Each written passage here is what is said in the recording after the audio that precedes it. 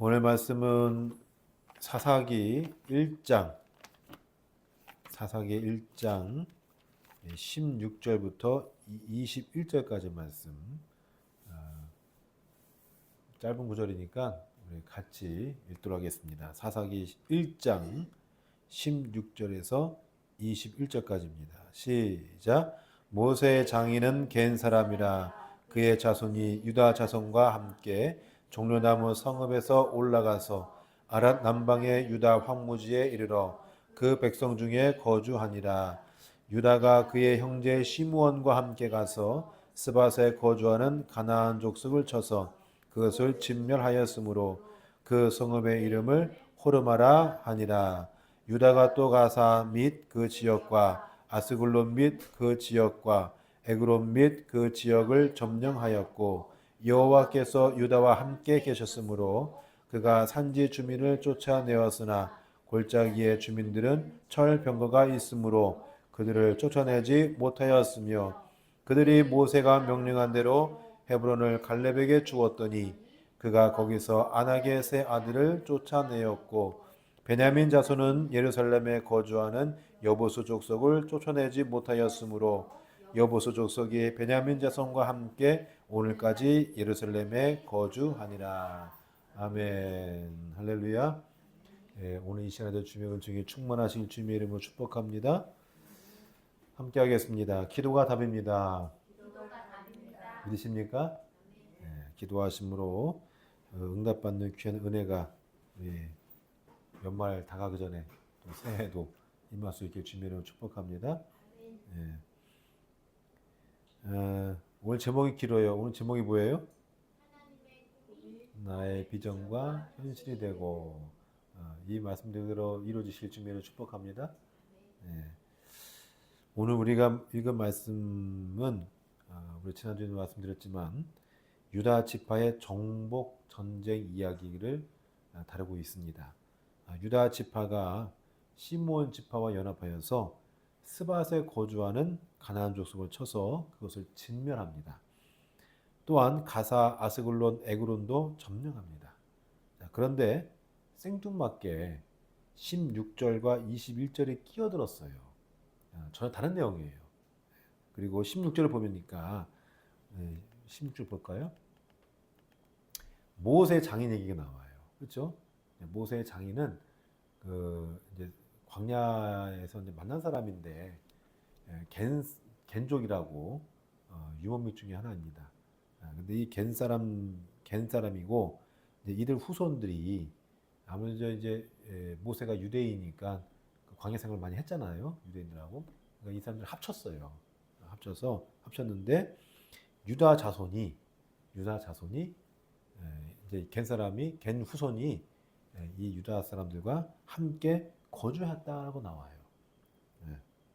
그러니까 이게 뭐 여러 가지 이유가 있는데 뭐 신학적으로 따진다면은 이제 다윗이 이게 원래 사사기가 다윗 시대 때 쓴 거니까 이제 사사기가 이 쓴 사람이 다윗이 모세의 혈통을 쭉 이어왔다는 거예요. 이게 모세는 이제 레위족이거든요. 그러니까 이제 쭉 이렇게 같이 연합되었다. 정통성을 이제 얘기하는 거고. 그다음에 21절에 보니까 21절 볼게요. 자, 누가 나와요? 베냐민 생뚱맞게 나와요. 베냐민이 나와요.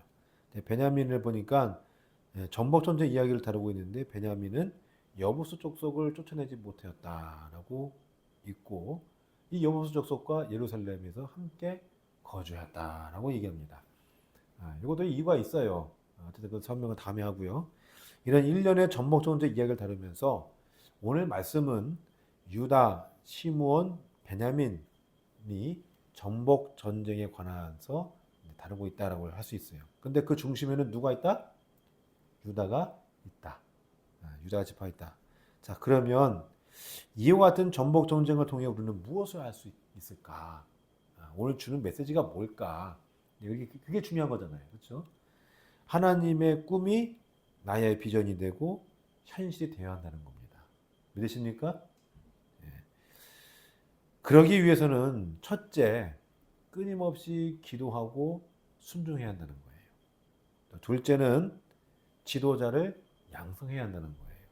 이 두 가지를 통해서 오늘 말씀을 보고자 합니다. 이스라엘 백성들은 430년 동안 애굽에서 노예로 살았습니다. 이스라엘 백성들이 하나님께 울부짖자 하나님은 그들의 울부짖음을 들으시고 아브라함과 이삭과 야곱에게 세우신 언약을 기억하셨어요. 기억하셔가지고 모세라는 사람을 통해서 이스라엘 백성들을 출애굽을 시킵니다. 하나님이 세우신 언약은 가나안 땅에 들어와 사는 것이었어요. 원래 이제 아브라함이 부르심 받았을 때 약속한 땅이 가나안 땅이었거든요. 그러니까 그 갈대 우르에서 쭉 먼 거리에서 내려와서 가나안 땅에 이제 정착했단 말이에요. 그게 이제 아브라함, 이삭, 야곱까지 있었어요. 근데 요셉 때부터 애굽에 내려가서 살다가 430년 동안 이제 살다가 약속의 땅, 가나안 땅으로 돌아가는 거였단 말이에요. 그게 약속의 땅이었어요, 그게. 이스라엘 백성들은 그 하나를 목표로 광야 40년을 빙 돌았습니다. 그리고 끊임없이 이 광야 생활하면서 이스라엘 백성들이 간구했어요. 하나님께 기도하고 간구하고 그 뭐 때마다 불평 불만도 있었지만 그 기도하고 간구하는 생활을 늘 했고 말씀대로 살았어요. 말씀대로 살지 않으니까 하나님 어떻게 40년 동안 삥 돌았잖아요. 뺑뺑 돌렸잖아요. 말씀대로 살아라, 말씀대로 살아라. 그 메시지 주기 위해서 40년을 그렇게 하셨어요. 결국은 이스라엘 백성들이 항복, 두 손 들고 항복, 두 손 들고 다 들고 항복해가지고 말씀대로 사니까 이 가나안 땅에 오게 되는 거예요. 애굽 노예 생활 430년, 광야 40년, 도합 470년 동안 삥 돌다가 결국 가나안 땅에 오게 됩니다. 근데 가나안 땅에 오니까 누가 살고 있어요? 가나안 족속이 살고 있잖아요. 아유, 이 남미 땅이네 하고 들어온 거예요, 이제. 거기서 정착해버린 거예요. 이스라엘 사람 한두 명이 오는 거는 문제가 안 돼요. 그렇죠? 와서 우리 같이 살자 하면은 그래 뭐 특별히 피해가 없고 그러니까 뭐 같이 살 수 있어요. 그런데 떼거지로 오면은 문제 돼야 안 돼요. 문제 되죠. 그러니까 이 가나안 족속도 이제 긴장하는 거예요. 저 사람들이 떼거지로 오네? 우리 어떻게 해야 되나? 전쟁해야겠네? 이 생각 들어요, 안 들어요? 들죠.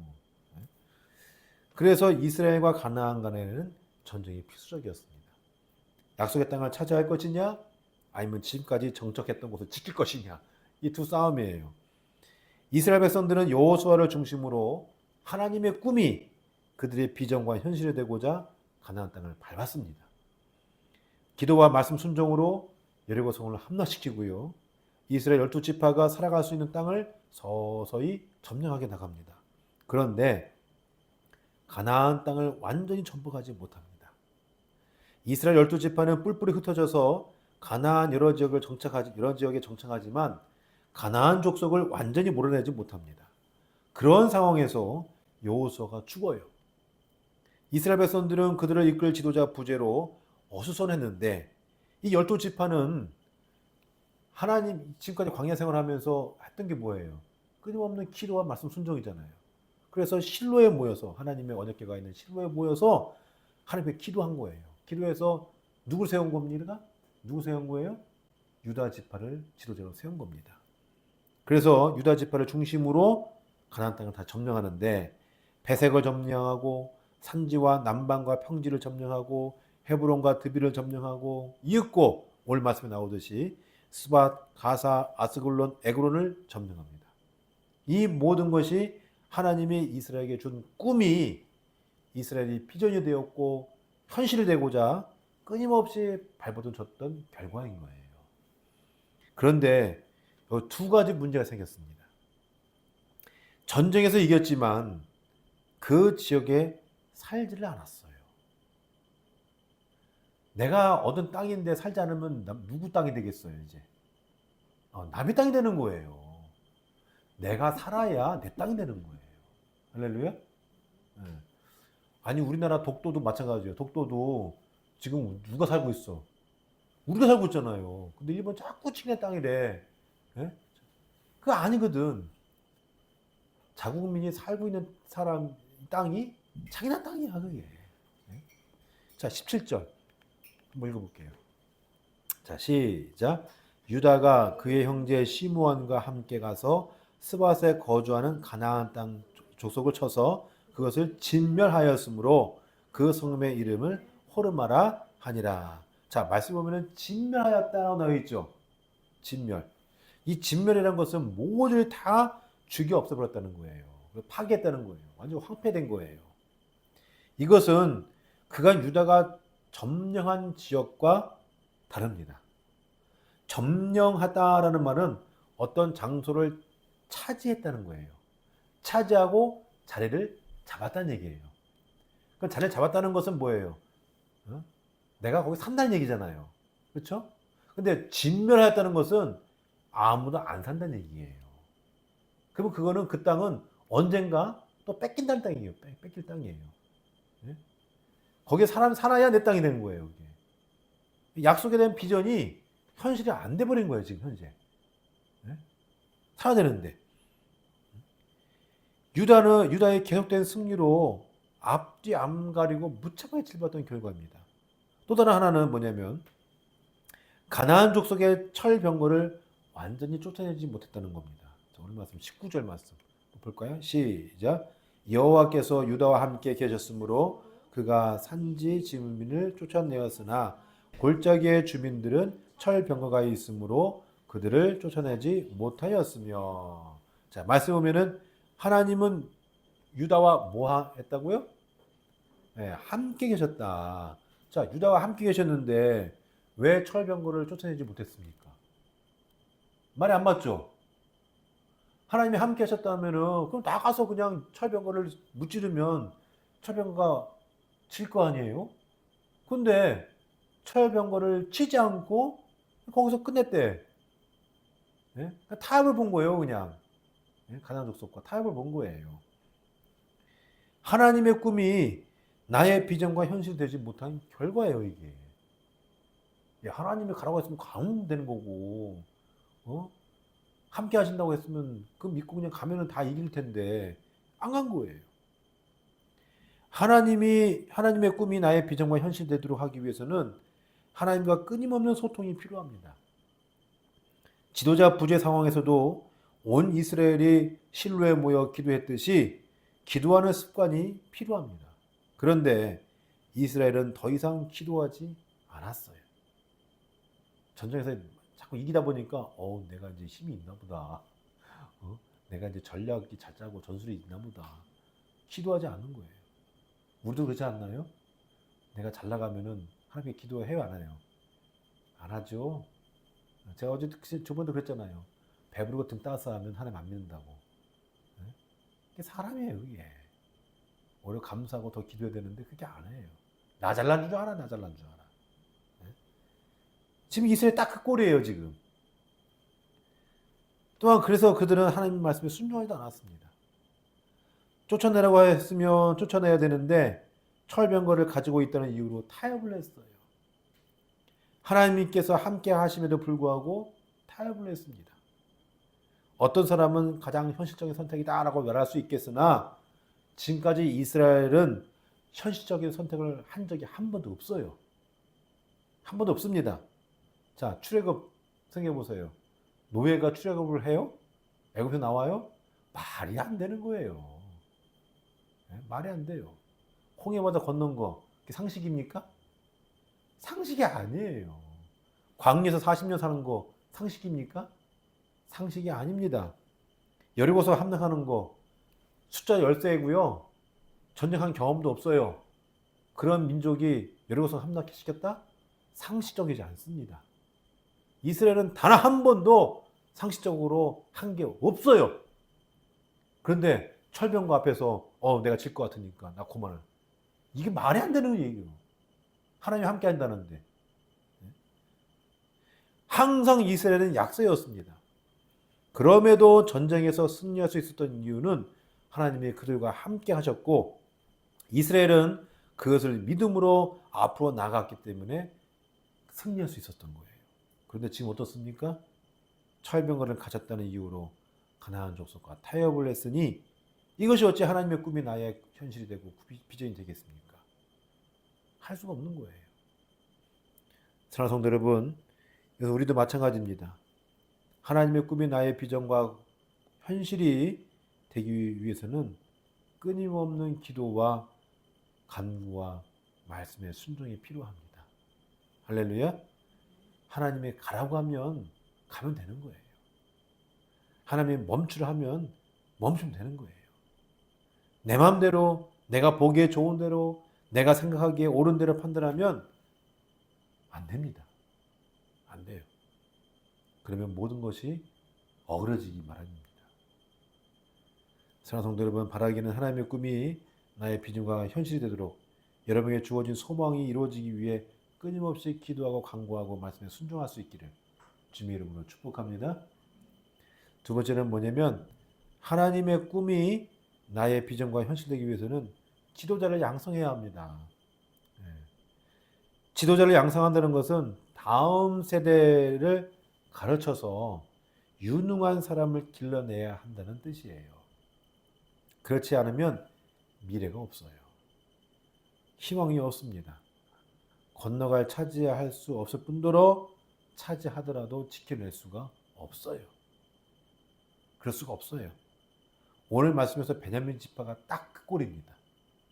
자, 그래서 이 21절에 생뚱맞게 나온 거예요. 유다와 비교하면서 나온 거예요. 자, 21절 한번 읽어볼까요? 시작. 베냐민 자손은 예루살렘에 거주하는 여부수 족속을 쫓아내지 못하였으므로 여부수 족속이 베냐민 자손과 함께 오늘까지 예루살렘에 거주하니라. 말씀에 보면 베냐민 자손이 예루살렘에 거주하였다라고 되어 있습니다. 그것이 가능했던 이유는 뭐냐면 유다가 예루살렘을 쳐서 점령을 했기 때문에 가능했던 이유예요. 사사기 1장 8절에 말씀하면은 우리 봤지만 1장 8절 제가 읽어드릴게요. 유다 자손이 예루살렘을 쳐서 점령하여 칼날로 치고 그 성을 불살랐으며 라고 되어 있어요. 그렇다고 예루살렘 성을 완전히 점령했다는 뜻이 아니에요. 예루살렘을 중심으로 유다는 밑에 헤브론이고요. 그 다음에 베냐민은 예루살렘 위쪽이에요. 그러니까 이제 합세해가지고 이제 예루살렘 쳤는데 어디 쳤냐면 북쪽을 친 거예요. 왜? 베냐민 지파는 힘이 약했어요. 유다 같은 지도자가 없어요. 그러니까 베냐민 밑에 쪽은 안 해도 충분해. 유다가 스스로 막을 수 있어. 근데 위는 안 되니까 위를 친 거예요, 그냥. 예루살렘 북쪽을 친 거예요. 그래서 예루살렘 북쪽 지역을 점령해서 베냐민 지파가 그 지역에 살게 된 거예요. 그런데 여부수 족속과 같이 거한 거예요, 이게. 좀 이상하지 않아요? 이상하지 않아요? 그만큼 베냐민 지파는 스스로 예루살렘을 점령할 만한 힘도 없었고 지도자도 없었고 그래서 유지할 만한 힘도 없었고 지도자도 없었던 거예요. 참 안타까운 거예요, 이게. 참 안타까운 거예요. 물론 이것은 이제 신학적으로 따질 수 있어요. 이게 아까 말씀드렸듯이 사사기는 누구 시대 때 썼다고? 네, 다윗 때. 네. 그래서 이게 베냐민 지파의 왕이 누구냐면은 사울이었어요. 다윗 바로 위가 누구예요? 사울 왕이잖아요. 사울 왕을 깎아내리기 위해서 쓴 거예요, 그냥. 쓴 건데, 근데 이걸 이제 주는 메시지가 그만큼 힘이 없다는 얘기예요. 지도자도 없었고, 힘도 없었고. 그러니 예루살렘에 살고 있는 여부수 족속을 쫓아내지 못하고 그들과 함께 거주하는 모양새가 되었던 겁니다. 우리도 마찬가지입니다, 이거는. 우리가 하나님의 꿈이 나의 비전이 되고 현실이 되도록 하기 위해서는 힘이 있어야 합니다. 믿으십니까? 힘이 있어야 돼요. 지도자를 양성해야 합니다. 힘이라는 함은 세상에 요구하는 것도 있어요. 세상을 부정할 수는 없어요. 기독교가 세상과 정반대되는 거 이렇게 생각하는데 아닙니다. 아니에요. 세상의 것도 필요한 거예요. 이 세상에 좀 자본주의잖아요. 자본주의 시대면은 뭐가 필요하겠어요? 힘은 뭐겠어요? 돈이잖아요. 그 돈도 있어야 되는 거예요. 우리 교회도 그렇고 여러분 개인도 그렇고 돈이 있어야 합니다. 있어야 세상을 살아갈 수 있는 거예요. 근데 그리고 또 지혜와 지식도 필요해요. 그렇죠? 어떤 일 당했을 때 내가 헤쳐나갈 수 있는 지혜와 지식이 있어야지 그게 없으면 어떻게 살아갑니까? 그 믿음으로 살아갑니까? 아니에요. 그것도 다 하나님이 주시는 거예요. 믿으십니까? 네, 중요한 건 뭐냐면 그 외에도 하나님의 전신갑주를 입어야 한다는 거예요. 할렐루야. 네. 근데 복음으로 무장되는 거예요. 우리가 상대하는 대상은 어둠의 세상의 주관자들입니다. 그렇기에 진리의 허리띠를 띠고 의의 호심경을 붙이고 평안의 복음의 신을 신고 믿음의 방패를 가지고 구원의 투구와 성령의 검, 하나님의 말씀으로 우리의 영적인 것을 무장해야 합니다. 믿으십니까? 그래야 힘이 있는 거예요. 그리스도 안에서 복음으로 무장된 군사로서 힘으로 세상을 힘차게 살아갈 수 있는 거예요. 믿으십니까? 그래야 우리의 영이 강건하는 거예요. 지도자를 양성한다는 것은 앞서 언급했듯이 다음 세대를 키워야 합니다. 예수님께서도 어린아이를 용납하고 주께 오는 것을 금지하지 마라 라고 말씀하셨어요. 복음으로 무장된 어린아이는 다음 세대에 하나님 나라를 만들어갈 일꾼입니다. 그 젊은 사람들 자꾸 키워내는 거예요. 그래서 이제 제 아내가 이제 다음 교회돌봄 4호점 센터장 됐잖아요. 지금 기도하고 있어요. 아유, 그 아이들, 부모들 좀 우리 교회 오게 해주세요. 기도하고 있는데 어떻게 될지 몰라. 일단 기도는 해야 돼. 한두 명 와도 감사한 일이야. 기도하는 거예요. 다음 세대를 위해서 그렇게 해야 아예 넘치는 교회가 든지 세워갈 거 아니에요. 여러분들이 계시고 다른 사람도 오고 이래야지 뭐가 될 거 아니에요. 마찬가지예요. 그리고 교육이 필요한 거예요. 교육이 중요한 건 뭐냐면 국가 차원도 마찬가지잖아요. 국가에서 가장 중요한 게 뭐예요? 교육이잖아요. 교육과 경제가 같이 맞물려 돌아가잖아요. 왜냐? 다음 세대를 이끌어갈 세대를 교육을 시켜야 대한민국 우뚝 서잖아요. 교육을 안 시키면 어떻게 되겠어? 나라 망하는 건 시간 문제예요. 그래서 교육에 엄청난 투자를 하잖아요. 국가만 그렇습니까? 가정도 마찬가지예요. 교회도 마찬가지입니다. 아이들 교육을 시켜야 돼요. 교육을 시켜야 돼요. 그래야 아이들이 그 교육 바탕에서 내가 쭉쭉 올라갈 수 있는 거예요.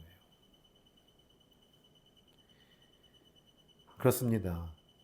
하나님의 꿈이 나의 비전과 현실되기 위해서는 끊임없는 지도자 양성이 절대적으로 필요합니다. 지금의 대한민국이 이만큼 성장한 것은 조선 후기부터 선교사들의 피와 땀의 희생이 있었기에 가능했습니다. 외교 선교사들은 우리나라 처음 와가지고 조선 후기 때 와가지고 뭘 만들었습니까? 병원을 만들었어요. 학교를 만들었어요. 계속 가르쳤습니다. 왜 그렇게 했겠습니까?